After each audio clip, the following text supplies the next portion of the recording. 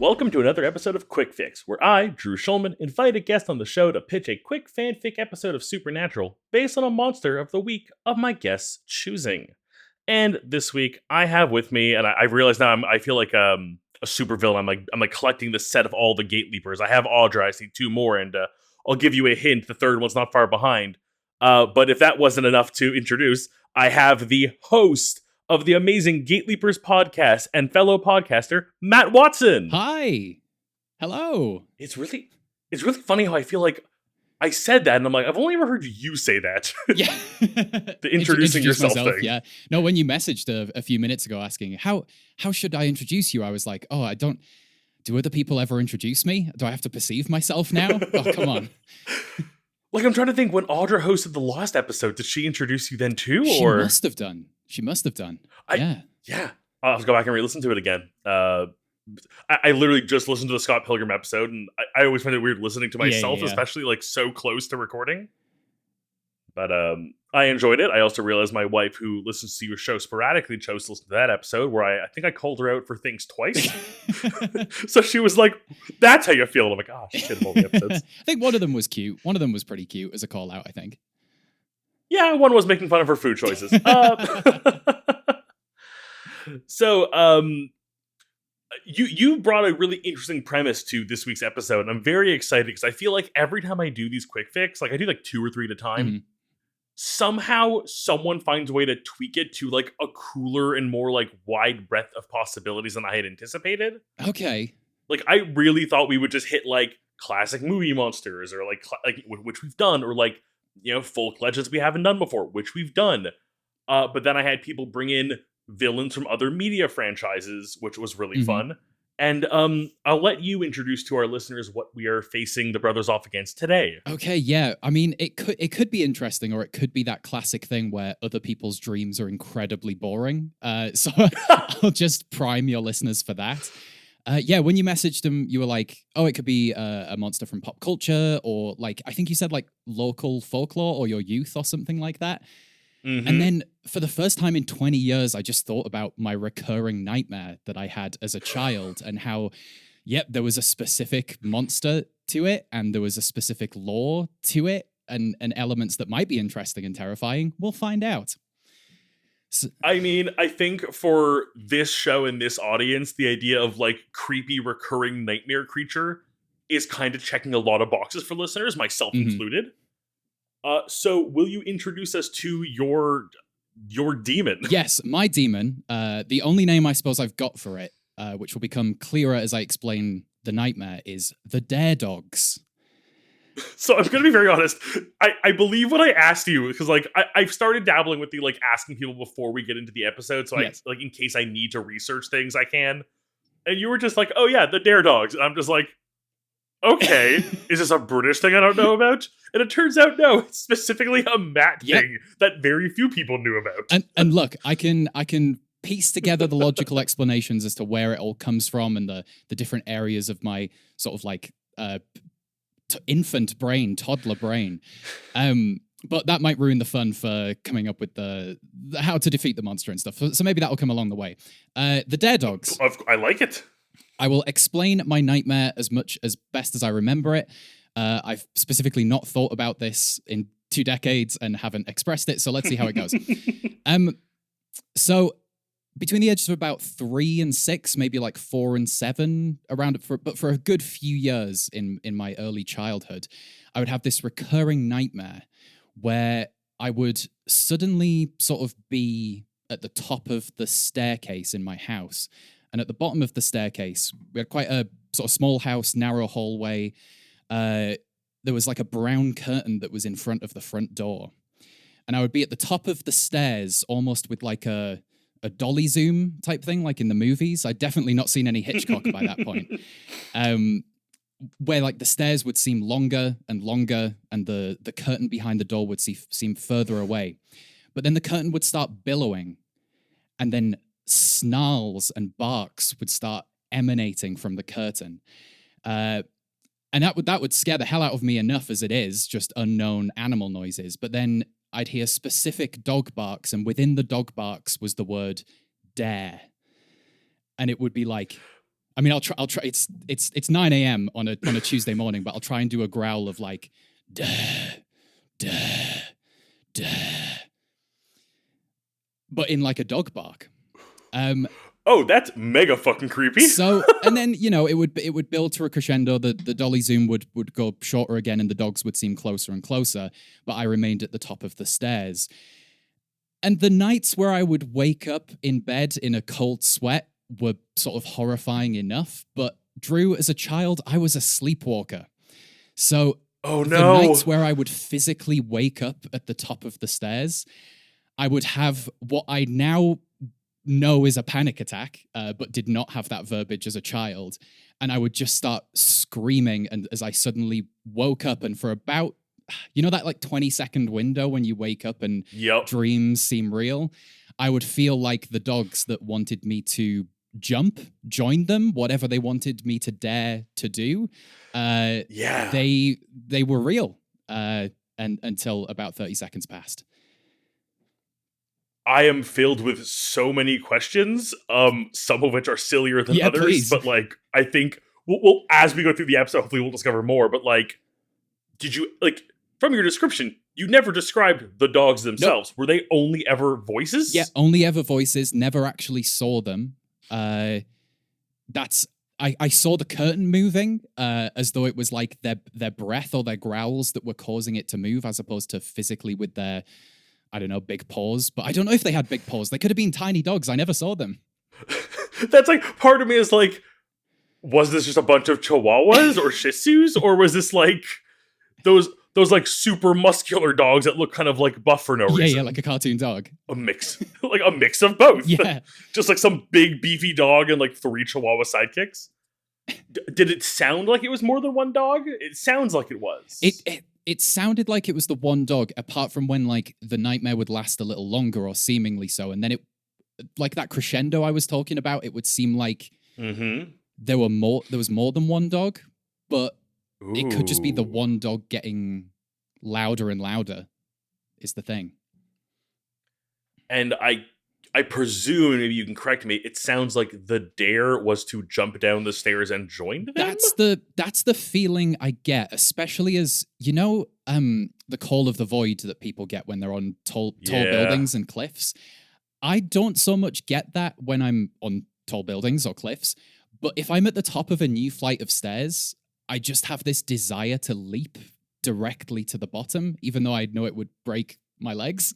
And I ignore that thought, but I wonder if it comes from that recurring dream of the desire to jump. Oh my god, there is like, we need to reschedule this episode with like a psychiatrist who can really break this down and like pick it apart. Like, not even like, I don't think you're crazy. I mean, we're all crazy for different reasons, but like, I so want to get to the bottom of this because like there's so many weird like specific details that are just like, and adding the sleepwalking part too, that was just like, didn't see that one coming.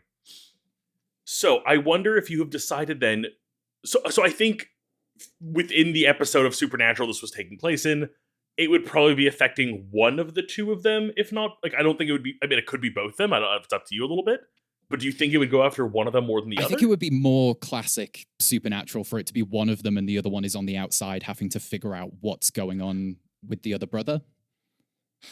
True, that does kind of feel a little more like their MO and just TV in general. Mm-hmm. So between Sam and Dean, or another character that if you want to throw someone in the mix, who do you think would be affected by this? That's an interesting one. I think more like classically Sam, it feels like.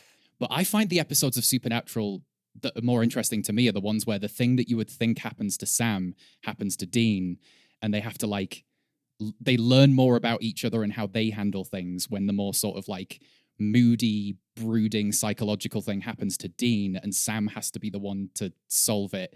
And the more physical thing happens to Sam. So maybe just for a bit of fun, we'll say it's happening to Dean. I can even see it going as far as like, it's happening to Dean, but Sam is the one who, like, let's just say from when he was in school or something, he has a bit more knowledge of like, oh, like studying dreams. Like, yes, a lot of people think it's a pseudoscience, but like there is some psychological like understandings to be made from it. It isn't, it like, is your brain doing stuff? It's not just bullshit. Yeah. And kind of doing that thing where we force Dean to like cooperate or try something new. Yeah, he'd be a more difficult patient, which makes more drama. That's more fun. Like, he would not assume it's like he would refuse to accept it's just in his head. It's something bigger or something's external forces affecting him in some way. Yeah, he'd try and just put his head down and carry on with whatever they're doing at the start of the episode, why they're in that particular town or whatever. Also, just given like context for where we are in the season, we just finished up season 7 editing and recording, Mary and I. So we've just dealt with a good chunk of season 7, which is Sam having hallucinations and nightmares. Okay. So, like, if this takes place sometime after that, having Sam also be like I know what it's like I understand what you're going through. I've literally done this. Yes, this has happened to me. Could be a good bonding mechanic. Yeah, I agree. So I wonder then, how would they defeat it? And by extension, how did you deal with it, I guess? So I dealt with it through the passing of time and waiting for it to go away and for my brain to be more developed, which I'm aware doesn't make for a good story, as that would be, unless it's a 3-year arc for the seasons.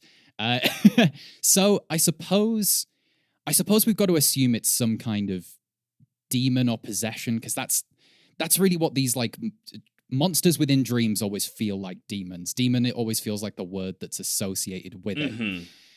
So I don't want to necessarily.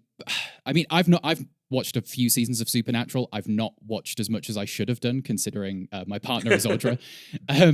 But I would walk us towards maybe some kind of exorcism here, or some kind of ritual of some kind to remove this demon. I actually kind of like the idea, like, to tie it into your, like, sort of just, like, learning to live with it and, like, grow past it and, like, learn to put it behind you almost. Like, so question then, before I go into my thought. Like, you said this happened until you were roughly 6 or 7. Has there ever been, like, a surprise flare-up or a sudden, like, they showed up again? Or is it really, like, since you were 7, is it, like, done? Pretty much as far as a dream goes. Like I said, I still get that feeling at the top of flights of stairs, and I'm good around dogs now, but if one is particularly aggressive, but I feel like everyone is sort of like a bit wary of suddenly aggressive dogs, which we all know, bad owners. I guess to add to how it faded away, I found the explanations as to where these things were coming from. Maybe around about 7 or 8, I learned that dreams were just things that you saw in the daytime kind of thing. So I could give like the logical explanations that will have helped it fade away. So maybe Sam has to find the reason for each element of the dream. Mine are very mundane, but his could be more interesting. Oh, I almost kind of like the idea of, like, they deal with so much supernatural bullcrap that I don't want to say like a boring answer, but one that's a little bit more like based in reality and science could be interesting. So one, we also have Dean having a fear of dogs due to his time in hell and them kind of being an association, these hell dogs. So I even like the idea of like the thing that's hitting him is like his fear of dogs is invading his dreams and his nightmares. Yeah. And they do eventually tie it to like a demon or a spirit, or I'm sure with mythology we can find some sort of specific thing that affects dreams that this would make sense for. But even in defeating it, it doesn't get rid of the dreams, because the dreams, like you said, are just part of your memory in your life. Yeah. So despite defeating it, so it can't physically hurt him anymore, the nightmares still exist, and it's just a matter of learning and growing and living. Yeah, and maybe to get them to stop, maybe the key thing is to figure out what the dare is. Ooh. Yeah, true. We really dig into what the dare is. Because that's the part I never... Like, I could say now what all the logical explanations are for every other element, but I still have none for the dare part. Which, and you know what? And I'm okay leaving that open to interpretation even in an episode like this. Like, kind of like... I feel like Supernatural does this thing sometimes where, like, they leave a thread and then don't go back to it. Like, they've had a character who just disappears and we allude to them, like, living in Hawaii now. And, like, oh no, they're still out there. And I've asked Mary, never comes up again. Or, like, this person secretly has a monster baby and, like, you know, hides it from the brothers, but, like, ooh, she's still pregnant and the baby's gonna be a monster. Just never touched on again. So the idea that, like, there is still a lingering mystery and, like, it could just be a thing that, like, fans theorize about forever and just, like, create, you know, a la you when you were younger, lost level rabbit holes. Yeah, sure. It's like, what could the dare be? It must and mean like something. analyzing scenes. And like years later being like, oh, someone mentioned daring Dean to do something. Could this be a link back to the dogs? Yeah. Oh, if I can get fans to theorize about something that I don't actually have an ending to, that sums me up perfectly. That just feels like that thing where it's like the studio's like, oh, what do we do? Well, the fans want this. Like, oh, we can go with that, I guess. The mystery is the story, guys. And there you go. So I think that also kind of like, because you work as like such a good surrogate for the audience, my next question usually is like, what would we as an audience learn from this? And I think there's a lot we can like discern. Like, obviously you've learned from this experience. Mm-hmm. I will admit my biggest fear is that we've like dragged this back up now and the dreams are going to start again. I mean, and I'm going to feel so bad. Look, I'll let you know if that's the case, because it will be funny. And I think even if I wake up in a cold sweat, I haven't done any sleepwalking since I was about 9 or 10, so it shouldn't get like max bad. I'm just saying, if Audra texts me tomorrow being like, why is my partner standing at the top of the stairs screaming about dogs? I'm just going to be like, I'm so sorry. I owe you guys an apology. It is the fault of the Carrying Wayward podcast. Oh, God. That's a a cursed legacy for our show wouldn't be the worst thing. I think it would give us some more mystique and more mystery than we already have. All of our guests leave cursed. Do you dare join our show? No. Oh, okay. just pass it up. Oh, okay. I mean, maybe other stuff to be learned is just the kind of solution we've come up with of just there's always some logic to dreams, even if it's dream logic, and it's always your brain is trying to tell you something or remind you of something, or apparently scare the shit out of you. Yeah, I mean, like just to be on like even playing ground. I've had that kind of like dream that like I can distinctly recall from a young age, and it was recurring. Mm-hmm. It also had billowy curtains in it, which is a really weird detail to share. They're such big dream imagery. I don't know what it is about them. I don't know if there's just something when we see that as a child for the first time, we think there's no wind in here. Like you don't understand the concept of a draft yet, maybe. And so billowing curtains seem very dreamy, I think. Yeah, I love that kind of thing. Like, there's another show I listen to called Spirits, and they've got like they do a lot of like listener submitted like ghost stories essentially, or like weird dreams. And there's like this recurring shadow figure who's like described as like very tall, completely silhouetted, but with a hat and usually with a dog. Okay, and it's like people being like, "Wait, I've also seen him in my dreams. What the hell?" Yeah, and like that weird kind of like. Because, like, how often, like, do you really discuss your dreams, especially now where it's kind of like this faux pas of, like, who wants to hear about your dreams? Like, I think it's such an interesting thing that there are, like, weird overlaps. Yeah, that it is fascinating. I'd say it's because we're all connected like mushrooms are. We all have, like, some kind of connection overlap in our psyche. Or it could just be that we all live on the same planet, and so therefore it's going to produce the same kind of imagery across time. We all absorb a similar culture. I don't know. I mean, the two great examples of that kind of make that I always think of when we talk about like our collective consciousness, and it's how often we get that scenario where two movies that are virtually identical come out within like weeks of each other. Yes. Ants and A Bug's Life. I feel like there was a few horror movies where it's happened as well, where it's just like something in the world happened to inspire several people to go in the same direction with the same content. Or the other really weird one, which is like how many cultures across the world have a Noah's Ark flooding story in their like, holy text, despite having virtually no connection. Like, what happened, or what is there, or why is it like this? Like, yeah. I think that's also a fun area to kind of like, even if it doesn't become like the answer to the episode, like I can see it being an area Sam explores and at least uses that as like a basis for his logics. Yeah, like checking to see if anyone else in the town they're in is also having these dreams, and maybe they're not exactly the same, but there's enough overlap to provide the answers. And it's all about looking for the similarities between us as opposed to the differences, maybe? I don't know. Yeah, like the idea that there's like one...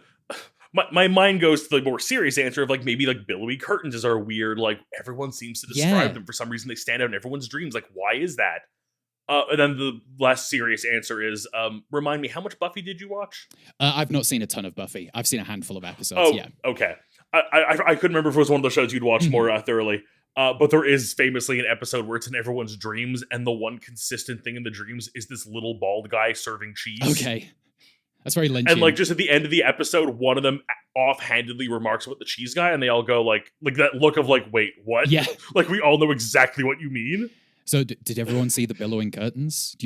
Wait? We all saw the billowing curtains, and then that's the central, that's the key common thing that helps exorcise the demon. Yeah, like it helps them find wherever it is. They realize there's like a shop in town for some reason, like where like the curtains are. There's a curtain store. That's the thing. Honestly, for Supernatural, that seems about as logical as it gets. Yeah. They've just got to stop by curtains, and more curtains to exorcise the demon who's chilling out in the back. I'm sure there's something like, oh, this curtain's made of a fabric that was taken from like a holy shrine in some country. Yes. We've disturbed the spirit of it. That would be the Supernatural way. That's it. So, and of course, some sort of another culture we could steal things from, because that's the American television way. Absolutely. So I guess like I like the idea that we ultimately do meet this demon, and yes, he runs a curtain shop. And that was the fun part. Do you have a particular like celebrity you'd like to see cast in this episode? Oh, interesting. Whether they be the demon or like just another civilian who becomes involved. Okay, that is interesting. And I do remember you asking this in Audra's episode, but I'm really bad at thinking of things on the fly. Well, we'll say he's got to be someone. I think it's got to be English, because it's my dream. It's in England. Let's say it's set in America, but let's make it someone English who's running this store. Big character guy, and it's kind of comedy because it's curtains, and curtains. So let's say Michael Sheen. Oh my god, that would be so a creepy curtain store owner who's a little bit eccentric and also a demon. Oh, I love that. That is, I'm rewatching 30 Rock, so like Nice. I've recently had him being the really boring British guy that he plays. Yes. So I'm just picturing like the most like down to earth, boring, like in a town where like so much like kind of this weird energy that no one can really place their fingers on. The most dull guy in town is like the least, and like, like the fact that nothing's happening to him is the weird thing. Exactly. All he has is billowing curtains. That's the only mysterious thing about him. I love that. And just like billowing curtains, like there's ghost jokes we can make there. Like you're definitely gonna have him like running around with a sheet over his head like a ghost at some point, because why not? Yes. Oh, I do love this. And like the fun thing too is like we've built a fun episode. There's a decent mystery, but like I still want to know what the dare is. I still want to know like what other weird shit. Like I'm waiting for a listener to like get back to being like, I also had a weird recurring dream with billowing curtains, and like I mean, two's a coincidence, three's a pattern. Yeah, definitely. We need to talk more about these billowing curtains. They're clearly a thing within our society. Wake up. No. Yeah, no. Please get back to us on those. Yeah. I mean, I could explain the sort of logical reasons for everything else to make the dare part even scarier, because I have no explanation for that. Do it. So behind my house, there was like a small alleyway where behind that was a big house, which I think was turned into apartments. But anyway, the key thing is that there were two dogs behind this fence that would bark whenever I walked the length of the alleyway. And there were no holes in the fence, so I couldn't see these dogs. And so the idea of like barking dogs that I cannot see very much comes from just within my own proximity. Again, the curtain itself, very thin hallway, a draft would regularly circulate, and that's what caused it to billow in the daytime and then billow more violently in the night times. And there was also, weirdly, before some kind of kids BBC thing, there was like a trailer on a VHS I had for an adaptation of The Hound of the Baskervilles. So that could be where like scary dogs come from. But why are they saying dare? What are they daring me to do? And is this why I have an anxiety disorder? It's like, to me, it really does feel like as silly as it sounds, just to be like, they're daring you to like dip into that like that dark thought in your mind of like taking that leap forward, that like, you know, like that like what is the word we were just using before with the call of the void. The call of the void. Thank you. My brain just couldn't put that together. I kept going uncanny valley. I'm like, wrong weird phenomenon. The call of the uncanny valley would be a nightmare. Oh God, never jump in there. Jesus, I'm bad enough with dolls and mannequins. Fuck. Hate those things. Oh man, that is... I like this. This is a really good episode. Like, I think it's like a self-contained like plot with kind of like just letting us play with some cool mysteries and just getting some like... I like the idea of like cutting into like you never know if what you're watching is the dream sequence until something happens where you're like, damn it, that was a dream. Yeah. And like it doesn't transition into it. It just sort of like suddenly the scene you were watching, it turns out was a dream, and like how far back was it not a dream, and whose dream was it? Like I could see a lot of like playing with that. Sam picks up about halfway through the episode that he knows it's a dream or not by the existence of billowing curtains or not. Yes. So he can kind of then start to solve the mystery for Dean, who's a bit more trapped in it. Yeah. Yeah, I could see it being like a good mid-season story, maybe a lower rating on IMDb, but some hardcore fans like it, you know. That's it. It's, you know what? I feel like the self-contained episodes, the one-offs, like they do a good job in either being like very self-contained and just letting us like have growth with one character or the pair. Mm-hmm. Like most recently we had an episode that dealt with Sam's fear of clowns and was like a surprisingly great episode despite being very self-contained for the rest of the season. Yeah. But like, one, it had an actual clown brawl, which is the best thing on television, that results in them exploding into glitter when they die. Fantastic. Like a Power Rangers villain almost. But it really let us deal with like Dean's trouble with like being a youth and having like a distant parent, and Sam's trouble of like having his parental figure like removed and like being shoved into these like places where it was meant to be like fun and joyful, but now he associates clown with like depression. Mm-hmm. Like, it does a great job. So, like, an episode like this, I definitely feel would be one of those, like, cult classic-y ones. Yeah, I'd love that. That's what we're going for. That's it. Screw, like, a bigger picture. I want a cult classic. I want the episode people reference in, like, 30 years for some weird essay in college. Yeah. That would be ideal for me. And then just most people review it with, like, it's just kind of boring hearing about that guy's dream. But Sheen was so good in it. Well, Matt, thank you so much for gracing us with your presence today and sharing with us both an amazing episode plot and, like, your deep, dark dreams and, like, nightmares of childhood. You know, casual podcast fun. Yeah, thank you so much for having me. It was good to relive a nightmare that I hope does not return this eve. I really hope it doesn't, please. I'm going to be like, wake up tomorrow morning and check my messages and hope there's nothing from you. At least not about this. Do you have anything you'd like to plug? Yes, I am the host, the games master of the Gateleapers podcast. It is a game show podcast where each episode we leap into a different fandom and play a series of games, sometimes new, sometimes similar. But yeah, we just have fun in that fandom, don't take it too seriously. It's like, you remember the Zoom quizzes that we did during the pandemic? It's like that, but entertainment. Honestly, it is such a fun show to be a part of. Getting to do more episodes despite my inability to win anymore now that I'm officially a cast member is a weird thing, but that's my curse to bear. You are such a fantastic, entertaining player, Drew. That's what really matters. That's what I take solace in, is people have fun when I'm around, even if I can't win. I'll be linking the show and a few select episodes, maybe the ones that I've been Definitely. In the comments below.